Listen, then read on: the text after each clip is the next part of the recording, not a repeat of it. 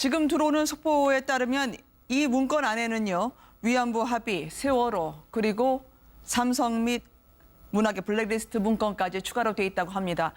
건수가 상당히 많은데요. 지난 금요일에는 300건 정도 됐습니다만 이번에는 1361건이라고 합니다.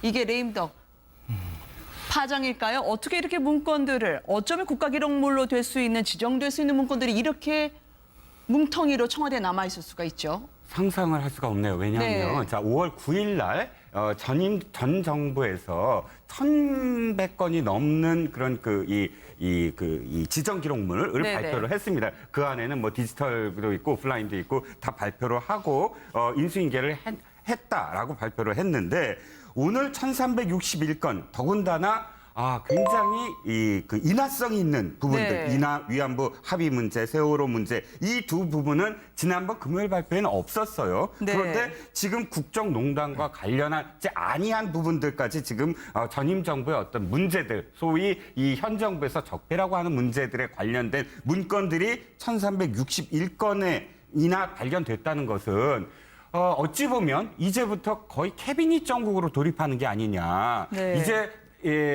사실상 뭐 이게 의도하든 의도하지 않든 간에 캐비닛 안에 무엇이 있느냐를 매일같이 언론들은 지금 보도를 해야 됩니다. 네. 그러니까 매일같이 또다시 검찰 정국으로 돌아가요. 검찰이 이거를 하나씩 이제 발표를 또 할 겁니다. 그렇다면 검찰 출입 기자들이 또 바빠질 테고 검찰 브리핑이 바빠질 테고 그러면 또 재판 과정에서 영향을 미칠 테고 한동안은 사실상 거의 캐비닛 정국으로 돌입한다고 봐야 네. 되는데 한 가지 안타까운 건 이겁니다. 의혹을 사지 않으려면 청와대가 예를 들어서 이 나무 캐비닛이 발견됐다면 그 즉시 전수조사를 실시해서 네. 다른 수석실에 또 다른 게 무엇이냐 하고 전체적으로 해갖고 발표를 하지 않고 네. 한 7월 3일 날 발견돼서 11일 동안 검토를 하고 그다음에 공개를 하고 그다음에 검찰에 넘기고 그날부터 다시 전수조사를 해서 정무수석실에서 또 발견을 해서 발표를 하고 그러면 또다시 다른 수석실에서 나오면 또 며칠 후에 또 발표가 될까요? 그러니까 이 청와대에서 좀 더 뭐랄까요? 좀 이 파장을 생각한다면 네. 의혹이 생기지 않는 범위 내에서 효과적으로 또 파장을 줄이는 범위 내에서 임팩트 있게 이걸 발표해야 되지 않을까? 아쉬운 네. 부분이 좀 그렇습니다. 도대체 민정수석실 문서 공개까지 대통령 참모들이 어떻게 했길래 이렇게 통제력이 없느냐. 망백이라고 하죠. 91세 되신 김종필 전 총리가 결국 들어 누웠는데요. 어쩌면 화병처럼 느껴질 수도 있을 것 같아요. 이렇게 느슨하게 처리했던 업무 분담과 관련해서 또 시기적으로 많은 의혹이 제기되고 있는 청와대 발표까지 합쳐서요. 그러니까 지금 청와대가 지금 이렇게 문건을 발견하는 거 보면 원래 이게 이제 예전 정부에서는 그렇게 합니다. 이게 이제 국가기록원으로 다 넘기고 난 다음에 총무비서관실에서 전 그것을 돌아다니면서 다 확인을 합니다. 즉 캐비넷 안에 뭐가 담겨 있는지 없는지를 네. 다 확인하고 왜냐하면 사실은 대통령이 그때 탄핵은 됐지만 직원들은 다 근무를 했지 않습니까? 또 수석들도 있었고 자, 네. 그런 상황에서 지금 정부에서 이런 모든 것들을 지정기록물로 지정을 하고 다 기록원 네. 넘어갔는데 문제는 이렇게 많은 문건들이 또다시 있었다는 것 자체는 그 말기에 청와대가 거의 통제 불능 상태였다는 걸 이야기해주고 있는 것이거든요. 네. 그렇다면 당시에 그럼 수석이나 비서관이나 밑에 행정관들은 아무런 일을 하지 않았다는 것이죠. 이런 물건 놔두라고 한다면 네. 그냥 한 번 문을 열어서 확인하면 되는 일을 한 번도 확인 안 했다는 것인데 아마 김종필 전 총리 입장에서 보면 정말 이렇게 어떤 국가의 의무를 맡은 사람들이 이렇게 국가 의무를 할 수가 있느냐. 더군다나 네. 또 박 전 대통령 같은 경우는 지금 이제 재판을 받고 있는 상황에서 또 몸도 아프다 그러지 않습니까? 네. 아마 이제 김종필 전 총리 입장에서 본다면 이런 것들 좀 국가 기강 자체가 완전히 무너진 것에 대한 좀 울분들, 이런 또 스트레스 이런 것들이 상당히 많아서 지금 현재 입원하고 계신 게 아닌가 싶습니다. 네. 적법하지 않은 지시사항까지 오늘 공개된 문건 안에 있었다라고 청와대에는 밝히고 있습니다. 김종필 전 총리의 경우에는 이런 박근혜 그리고 박정희 전 대통령 시기를 어쩜 옥죄는 것 아니냐라는 취지로요. 탄핵에 대해서도 본인의 씁쓸함을 표시를 했고요. 사정정국으로 몰아갈 수 있지 않느냐라는 보수의 부재에 대해서 김종필 전 총리의 안타까움이 묻어있는 듯합니다. 뭐 아무래도 박정희 전 대통령과 함께 정치를 해왔던 분으로서 네. 그의 딸 박근혜 전 대통령이 탄핵당하고 그 이후에 벌어지는 상황에 대해서 굉장히 아마 속상한 마음들이 있을 것 같고요. 그 이후에 이제 뭐 문재인 정부 들어서서 하고 있는 뭐 남북 관계라든가 이런 문제 풀어나가는 데 있어서도 불만스러운 점이 저는 있을 거라고 생각이 됩니다. 네. 근데 이런 것 때문에 스트레스를 받아서 지금 이제 그 김종필 전 총리 측에서 설명하는 내용을 보면 스트레스를 많이 받아서 식사를 잘 못하셔서 결국은 약간 좀 몸에 무리가 와서 결국은 네. 병원에 입원한 다음에 지금 영양제를 맞고 있다 이렇게 설명을 하고 있거든요. 근데 저는 스트레스를 받았다는 사실하고 정치에 대해서 속상해서 몸이 망가졌다고 하는 이런 거하고 인과관계가 명확하게 좀 잘 안 드러나는 것 같아서 좀 네. 사실은 김종필 전 총리 측의 어떤 관계자가 설명하는 내용을 저는 개인적으로 솔직히 얼마나 신뢰할 수 있을지 조금 의문이긴 합니다. 네. 왜냐하면 그러니까 물론 이제 연로하신 구순이 이미 넘어가신 상황이기 때문에 정치나 이런 부분에서 좀 낙담하거나 이런 것들이 좀 건강에도 영향을 미칠 수는 있을 거라고는 생각이 드는데 이렇게 국정의 세세한 점까지 전부 다 일일이 다 신경 써가면서 그게 극심한 스트레스로 왔고 그게 몸에 무리가 갈 정도의 상황이었을까 과연? 네. 그러니까 거기까지는 저는 아니었을 수도 있다고 생각이 돼요. 그러니까 그 측근이라고 이런 분들이 전하는 방식 자체가 좀 정치적인 의미로 과도하게 부여한 것은 아닐까 하는 생각을 저는 좀 해봤습니다. 네.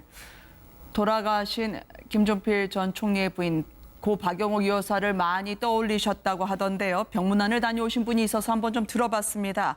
박근영 전 이사장 그리고 남편 신동욱 총재의 발언을 저희가 한번 전화로 인터뷰를 해봤는데요. 들어보시겠습니다. 이틀 병문안을 다녀왔는데 식사는 식사 시간 때 하시고요. 충분히 휴식을 취하셔가지고 아마 기력이 어느 정도 회복이 많이 되신 걸로 저는 그렇게 알고 있습니다. 총리님께서는 많이 주무셨어요. 아, 네. 주무시고 계셨고. 이 시기에 박정희 전 대통령이 김종필 전 총리에게 보냈던 60여 년 전의 생일 축하 서신도 공개가 되곤 했었었는데요. 워낙 박정희 전 대통령과의 인연이 있었을 텐데 이 시기에 박근영 전 이사장 그리고 박정희 패밀리가 심심치 않게 등장하는 것 같습니다. 글쎄요. 최근에 뭐 뉴스가 있었지 않습니까? 박정희 대통령 이를테면 탄생 100주년 네. 기념 우표 발행이 우정사업본부의 내부위원회에서 전원 만장일치로 이미 의결이 됐다가 네. 정권이 바뀐 다음에 재심의 요청이 빗발쳤다라고 해서 그걸 뒤집어 엎었지 않습니까? 사실 네. 그런 거에 관해서는 김종필 전 총리가 뭐 분노했다. 그러면 상당히 저도 뭐 공감을 한데 방금 김 평론가 말씀하셨던 것처럼 모든 지금 대한민국에서 벌어지고 있는 정치 상황이 지금 네. 구순 91살인 우리 김종필 전 총리가 보기에 그렇게 분노하고 스트레스를 많이 줄 일이다. 이게 제가 좀 정확한 표현을 하신 것 같아요. 정치적으로 너무 과대포장을 한 것 같긴 네. 합니다. 그러나 어찌됐든 지금 돌아가는 상황에 박정희 대통령과 김종필 전 총리는 누가 뭐라고 해도 애증 관계였어요. 5.16 군사혁명 일어났을 때 모든 것을 기획을 했다고 해도 과언이 아닌 조카 사이 김종필 당시의 전 중령의 네. 기획에 박정희 전 대통령 투스타 소장인 박정희 대통령이 전면에 나섰던 거고 그리고 그를 추종했던 군인들이 어찌됐든 군사정변을 일으킨 건데 그 이후에 2인자여야 하는 김종필 전 총리는 박정희 전 대통령에게 끊임없는 견제와 어찌됐든 내침을 당했거든요. 네. 그리고 총리를 2번 하긴 했지만 두 분의 관계는 애증 그 이상으로는 뭐라고 달리 압축해서 네. 표현하기가 힘든 거기 때문에 지금 와서 김종필 전 총리가 박정희 전 대통령에 대해서 무한한 존경과 무한한 뭐 애정을 표시한다.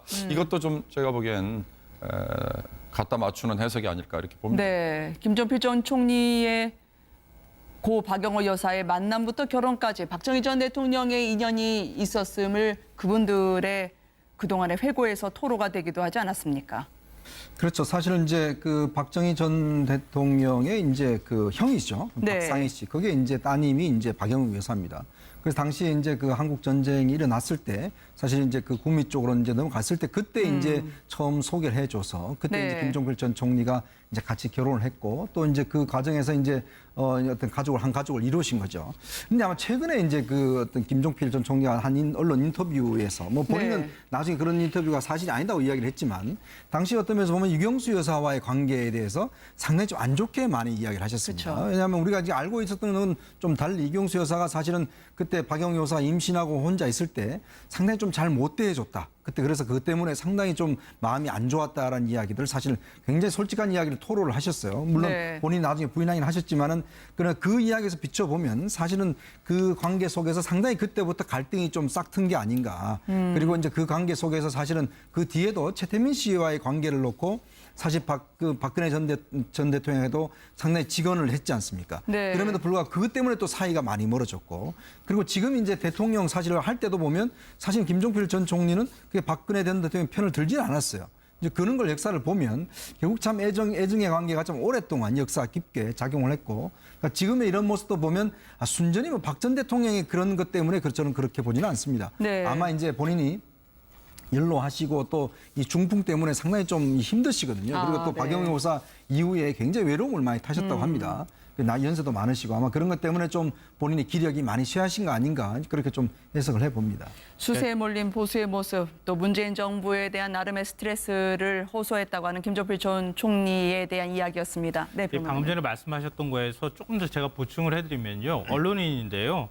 원로 언론인인 노진환 전 한국일보 주필이 시대의 경랑 속에서라고 하는 회고록을 쓴 적이 있습니다. 작년에 이제 나온 책인데요. 거기 보면 김종필 전 총리 부인인 박영욱 여사하고 박근혜 전 대통령하고 사이가 상당히 안 좋았다 이렇게 네. 본인이 들었다고 직접 이 얘기를 기술을 하고 있는데 이 최태민 목사가 여기에 또 등장을 합니다.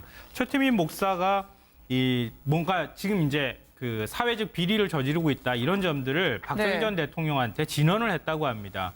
진언을 하고 나니까 박근혜 전 대통령하고 사이가 그때 이제 틀어졌다고 하고요.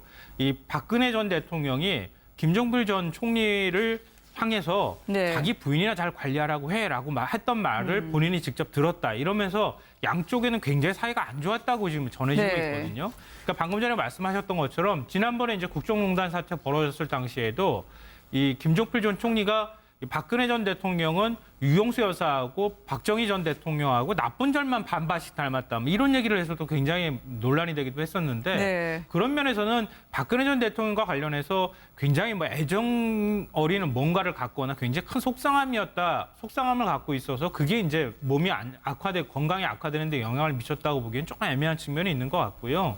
인생을 이제 회고하는 연세가 됐기 때문에 네. 과거에 본인이 이제 박정희 전 대통령하고의 관계라든가 이런 것들은 이렇게 쭉 생각나실 수는 있고 그런 면에서 점점 이제 그 몸이 안 좋아지시는 과정에서 정치적인 문제하고 연결이 돼서 아마 이런 해석들도 나오고 그러는 것 같습니다. 저 연세에 곡기 끊어지면 상당히 힘든데요. 아, 그렇죠. 네. 한나의 어떤 연세 아닙니까? 그런데 네. 저는 여기에 하나의 코드가 있어야 된다고 생각해요. 김종필 전 총리를 그냥 정치인으로 볼 것인가, 2인자였던 정치인으로 볼 것인가. 그런데 네. 여기에 애증이 개입되는 건 사실은 가족이었거든요. 네. 그러니까 지금 사촌 형부입니다. 처사촌이에요. 그 박근혜 전 대통령이. 그리고 이렇게 박영욱 여사가 그 박정희 대통령의 형의 딸이다. 가족이라는 관점에서 바라봤을 때 어떤 애증이 분명히 존재하는 부분. 그래서 네. 이 시사저널 이 인터뷰도 사실 인터뷰가 아니었다. 자기가 아는 사람 앞에서 그냥 옛날에 이야기를 했을 뿐이다. 이렇게 나중에 말씀을 하시는데 어찌됐든 간에 JP의 지금 그 말을 너무 또 이렇게 축소 해석하는 것도 또 문제가 네. 있습니다. 지금 들어오는 속보에 따르면 이 문건 안에는요. 위안부 합의, 세월호, 그리고 삼성 및 문학의 블랙리스트 문건까지 추가로 돼 있다고 합니다.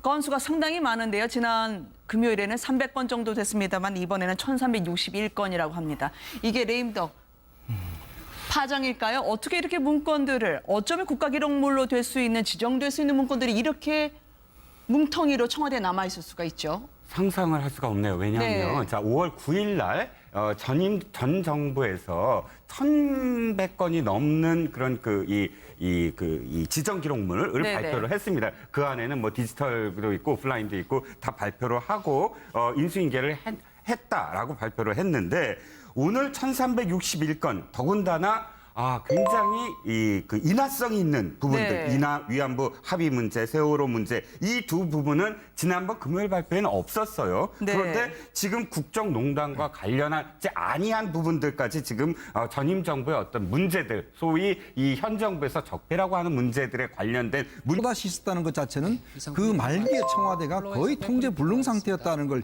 이야기해주고 있는 것이거든요. 네. 그렇다면 당시에 그럼 수석이나 비서관이나 밑에 행정관들은 아무런 일을 하지 않았다는 것이죠. 이런 물건 놔두라고 한다면 네. 그냥 한 번 문을 열어서 확인하면 되는 일을 한 번도 확인 안 했다는 것인데 아마 김종필 전 총리 입장에서 보면 정말 이렇게 어떤 국가의 의무를 맡은 사람들이 이렇게 국가 의무를 할 수가 있느냐. 더군다나 네. 또 박 전 대통령 같은 경우는 지금 이제 재판을 받고 있는 상황에서 또 몸도 아프다고 그러지 않습니까? 네. 아마 이제 김종필 전 총리 입장에서 본다면 이런 것들 좀 국가 기강 자체가 완전히 무너진 것에 대한 좀 울분들, 이런 또 스트레스 이런 것들이 상당히 많아서 지금 현재 입원하고 계신 게 아닌가 싶습니다. 네. 적법하지 않은 지시사항까지 오늘 공개된 문건 안에 있었다라고 청와대에는 밝히고 있습니다. 김종필 전 총리의 경우에는 이런 박근혜 그리고 박정희 전 대통령 시기를 어쩜 옥죄는 것 아니냐라는 취지로요.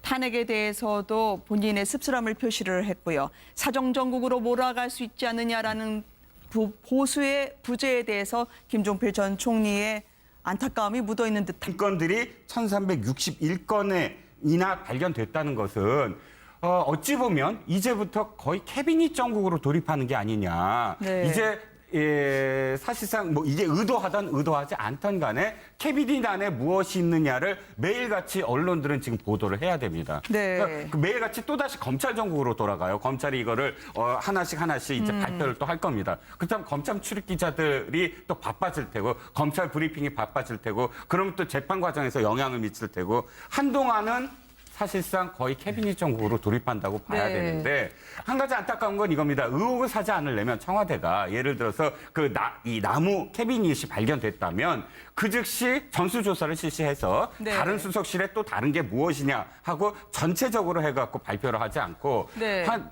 7월 3일 날 발견돼서 11일 동안 검토를 하고 그다음에 공개를 하고 그다음에 검찰에 넘기고 그날부터 다시 전수조사를 해서 정무수석실에서 또 발견을 해서 발표를 하고 그러면 또다시 다른 수석실에서 나오면 또 며칠 후에 또 발표가 될까요? 그러니까 이 청와대에서 좀 더 뭐랄까요? 좀 이 파장을 생각한다면 네. 의혹이 생기지 않는 범위 내에서 효과적으로 또 파장을 줄이는 범위 내에서 임팩트 있게 이걸 발표해야 되지 않을까? 아쉬운 네. 부분이 좀 그렇습니다. 도대체 민정수석실 문서 공개까지 대통령 참모들이 어떻게 했길래 이렇게 통제력이 없느냐. 망백이라고 하죠. 91세 되신 김종필 전 총리가 결국 드러누웠는데요. 어쩌면 화병처럼 느껴질 수도 있을 것 같아요. 이렇게 느슨하게 처리했던 업무 분담과 관련해서 또 시기적으로 많은 의혹이 제기되고 있는 청와대 발표까지 합쳐서요. 그러니까 지금 청와대가 지금 이렇게 문건을 발견하는 거 보면 원래 이게 이제 예전 정부에서는 그렇게 합니다. 이게 이제 그 국가기록원으로 다 넘기고 난 다음에 총무비서관실에서 전 그것을 돌아다니면서 다 확인을 합니다. 즉 캐비넷 안에 뭐가 딴 게 있는지 없는지를 네. 다 확인하고 왜냐하면 사실은 대통령이 그때 탄핵은 됐지만 직원들은 다 근무를 했지 않습니까? 또 수석들도 있었고 자, 네. 그런 상황에서 지금 정부에서 이런 모든 것들을 지정기록물로 지정을 하고 다 기록원 네. 넘어갔는데 문제는 이렇게 많은 문건들이 또 입니다. 뭐 아무래도 박정희 전 대통령과 함께 정치를 해왔던 분으로서 네. 그에 딸 박근혜 전 대통령이 탄핵당하고 그 이후에 벌어지는 상황에 대해서 굉장히 아마 속상한 마음들이 있을 것 같고요. 그 이후에 이제 뭐 문재인 정부 들어서서 하고 있는 뭐 남북 관계라든가 이런 문제 풀어나가는 데 있어서도 불만스러운 점이 저는 있을 거라고 생각이 됩니다. 네. 근데 이런 것 때문에 스트레스를 받아서 지금 이제 그 김종필 전 총리 측에서 설명하는 내용을 보면 스트레스를 많이 받아서 식사를 잘 못하셔서 결국은 약간 좀 몸에 무리가 와서 결국은 네. 병원에 입원한 다음에 지금 영양제를 맞고 있다 이렇게 설명을 하고 있거든요. 근데 저는 스트레스를 받았다는 사실하고 정치에 대해서 속상해서 몸이 망가졌다고 하는 이런 거하고 인과관계가 명확하게 좀 잘 안 드러나는 것 같아서 좀 네. 사실은 김종필 전 총리 측의 어떤 관계자가 설명하는 내용을 저는 개인적으로 솔직히 얼마나 신뢰할 수 있을지 조금 의문이긴 합니다. 네. 왜냐하면 그러니까 물론 이제 연로하신 구순이 이미 넘어가신 상황이기 때문에 정치나 이런 부분에서 좀 낙담하거나 이런 것들이